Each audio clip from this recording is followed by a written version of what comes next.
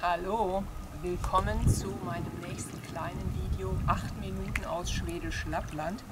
Mein Name ist Bernadette Olderdissen und ich bin freie Reisejournalistin und Buchautorin und lebe mittlerweile zwischen der 2 Millionen Metropole Hamburg und dem 200 Seelendorf Båtskärsnäs in Schwedisch Lappland, direkt an der Ostsee.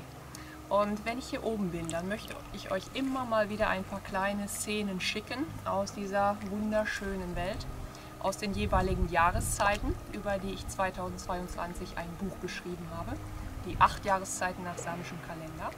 Und ich möchte mit euch ein paar Gedanken teilen zu einem Thema, was mir hier oben mal wieder sehr präsent geworden ist. Und in letzter Zeit, zum Ende dieses wunderschönen Sommers, war es mal wieder das Thema Komfortzone. Also das Thema Komfortzone hat mich hier ganz stark beschäftigt, vor allen Dingen als ich 2022 im Januar hier hochgezogen bin und für ein Jahr bleiben wollte, um mein Buchprojekt umzusetzen. Und das war ja wirklich ein sehr, sehr kalter Winter da, mit schon Schneestürmen unterwegs und dann waren es so minus 20 Grad.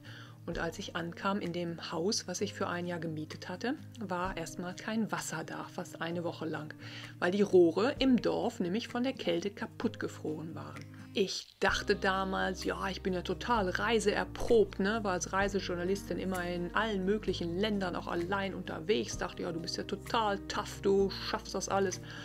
Und dann stand ich hier und wurde ganz schnell erstmal sehr demütig, weil ich verstanden habe, dass ich hier über viele Dinge überhaupt keine Kontrolle habe, dass die Natur hier so extrem sein kann, dass man sich als Mensch wirklich ganz klein und hilflos fühlt. Also ich war damals hier oben am Anfang nicht nur etwas außerhalb meiner Komfortzone, ich war so weit raus aus allem, da war noch nicht mehr irgendeine Zone zu erkennen. Also das war für mich wirklich so eine wesentliche Erfahrung in meinem Leben. Und immer jetzt, wenn ich wieder hier bin und in diesen Rhythmus reingekommen bin, tatsächlich in einem Leben zwischen Hamburg und Båtskärsnäs, da denke ich mir, boah, wie ist es möglich, dass du nach gut 2 Jahren es geschafft hast, dich in dieser anfänglich so fremden Welt jetzt vollkommen zu Hause zu fühlen.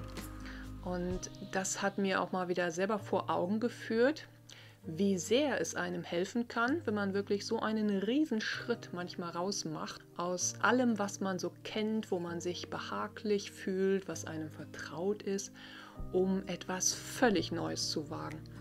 Denn das hat mir nicht nur meinen Horizont wahnsinnig erweitert, es hat mir auch einfach neue Lebensperspektiven geschenkt, auch beruflich, wo ich ja damals nie gedacht hätte, dass ich hier oben auch mal beruflich irgendwas machen könnte, also im Tourismus und mit meinen Sprachen was anfangen.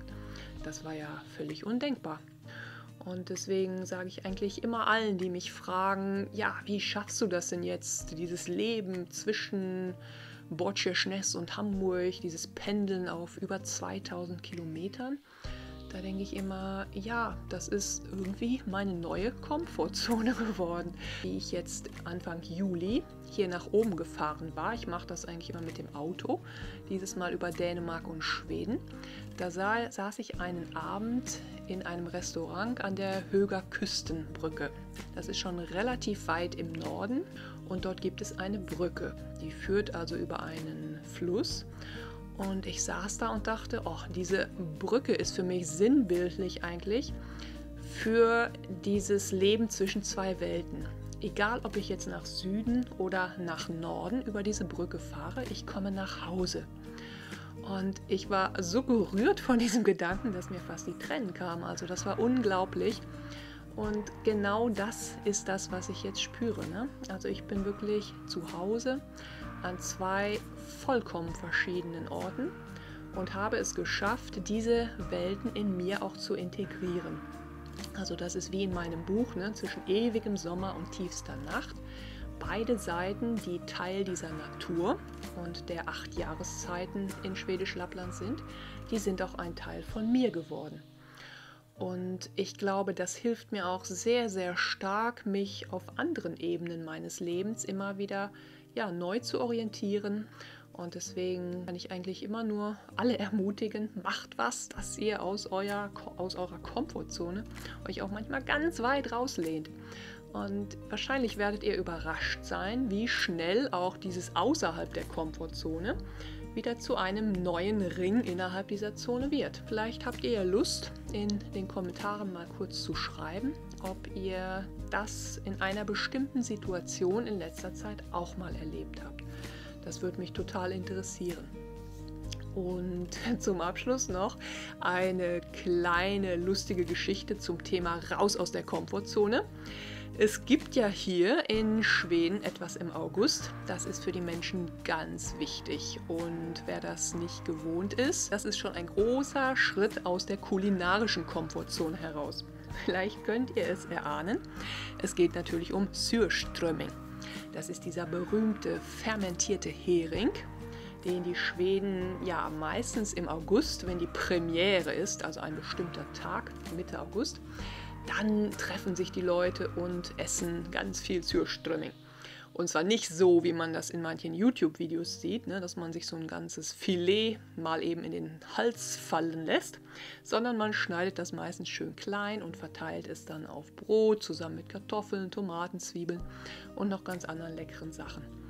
Und dieses Jahr war gerade mein Freund Diego hier oben zu Besuch, der ist Italiener und ich war so stolz auf ihn, dass er das auch mal ausprobiert hat. Na, ihr wisst, Italiener sind jetzt kulinarisch schon sehr pingelig, könnte man sagen, aber er hat es gegessen und er fand es gar nicht so schlecht.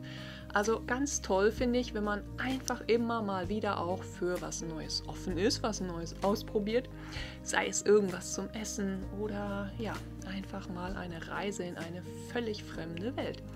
Denn wer weiß, was daraus werden kann. Und wenn man es nicht ausprobiert, dann bekommt man auch keine Antwort auf diese Frage, oder?